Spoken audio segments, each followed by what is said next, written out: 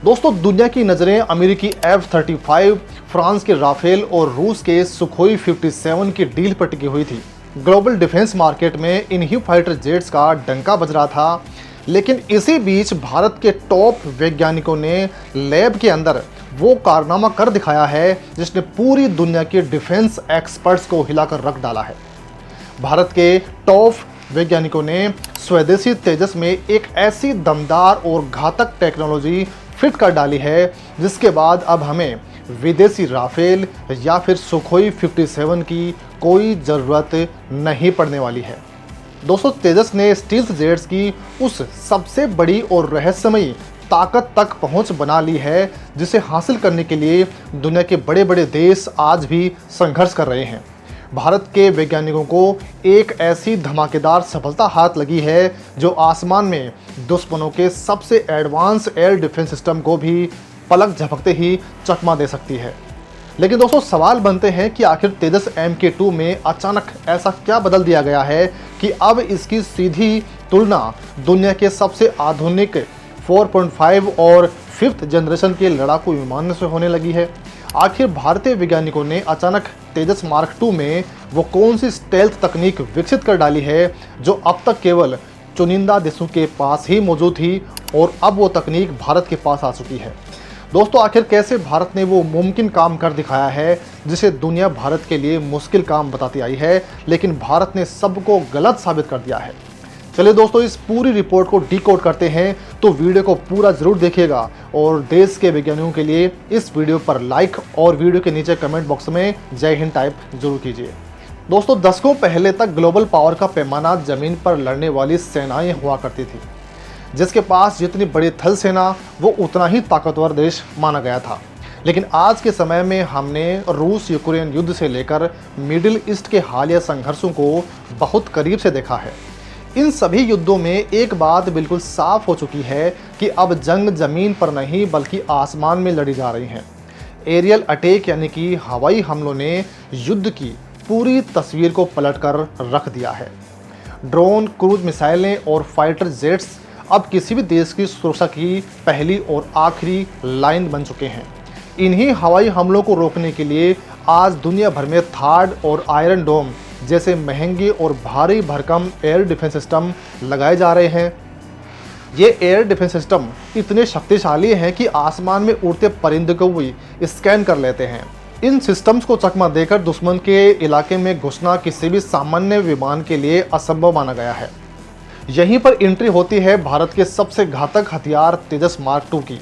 Aeronautical development agency यानी कि ADA के वैज्ञानिकों ने तेजस मार्क 2 में रडार से छुपने की एक ऐसी क्षमता विकसित कर डाली है जिसने विदेशी रक्षा विशेषज्ञों को भी हैरान कर दिया है। तकनीकी भाषा में इसे रडार क्रॉस सेक्शन यानी RCS कहते हैं। RCS का मतलब ये है कि कोई भी विमान दुश्मन के रडार पर कितना बड़ा दिखाई देता है। वैज्ञानिकों ने तेजस मार्क 2 के फ्रंटल RCS को तेजस मार्क 1A की तुलना में लगभग 75% तक कम कर दिया है।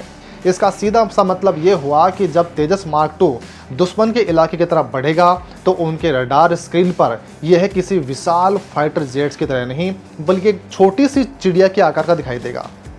तेजस मार्क 2 का यह नया डिजाइन दुश्मन के सबसे एडवांस मिसाइल सिस्टम्स के लिए सीधा काल बन जाएगा, जिसके बारे में उन्होंने कभी सोचा भी नहीं होगा।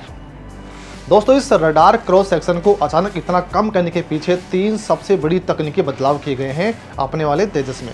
पहला बदलाव जो किया गया है वो है एस डक्ट या फिर ट्विटेस्ट एयर इंडेक्स तकनीक। दोस्तों, किसी भी फाइटर जेट्स को रडार पर पकड़ने का सबसे बड़ा कारण उसके इंजन के विशाल कंप्रेसर ब्लेड्स होते हैं। ये ब्लेड्स रडार के तरंगों को सबसे ज़्यादा रिफ्लेक्ट करते हैं, जिससे विमान की लोकेशन का पता तुरंत चल जाता है। भारतीय वैज्ञानिकों ने तेजस मार्क 2 में एस डक्ट का इस्तेमाल करके इन ब्लेड्स को पूरी तरह से छिपा दिया है। हवा के रास्ते को कुछ इस तरह घुमावदार बनाया गया है कि इंजन अंदर की तरफ पूरी तरह से सुरक्षित रहता है। अब दुश्मन के रडार की तरंगें जब तेजस से टकराएंगी तो उन्हें इंजन के ब्लेड्स मिलेंगे ही नहीं।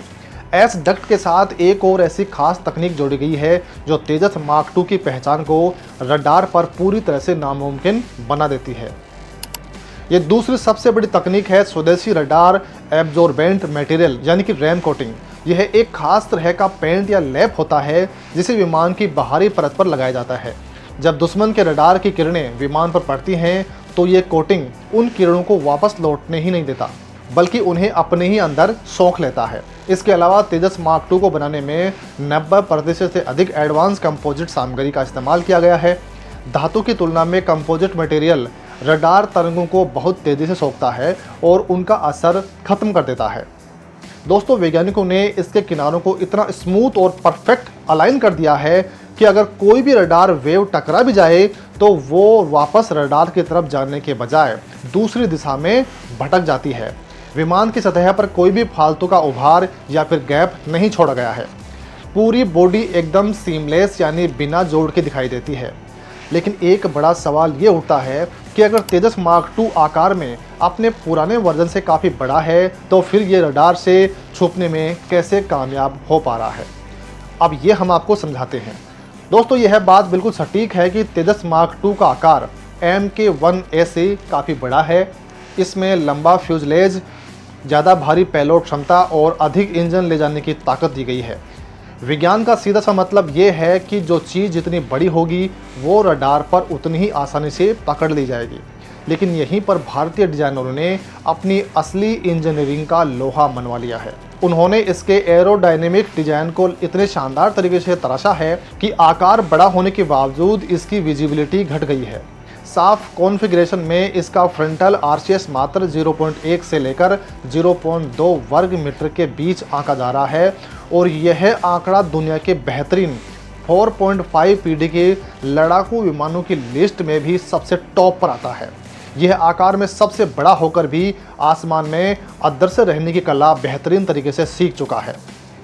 दोस्तों, थार्ड और आयरन डोम जैसे सिस्टम मुख्य रूप से बड़ी और स्पष्ट रडार क्रॉस सेक्शन वाली बैलिस्टिक मिसाइलों या फिर पुराने ज़माने के फाइटर जेट्स को पकड़ने के लिए डिज़ाइन किए गए हैं। जब कोई पारंपरिक लड़ाकू विमान उड़ता है तो उसका रडार सिग्नेचर इतना बड़ा होता है कि ये डिफेंस सिस्टम उसे कई 100 किलोमीटर दूर से ही ट्रैक कर लेते हैं।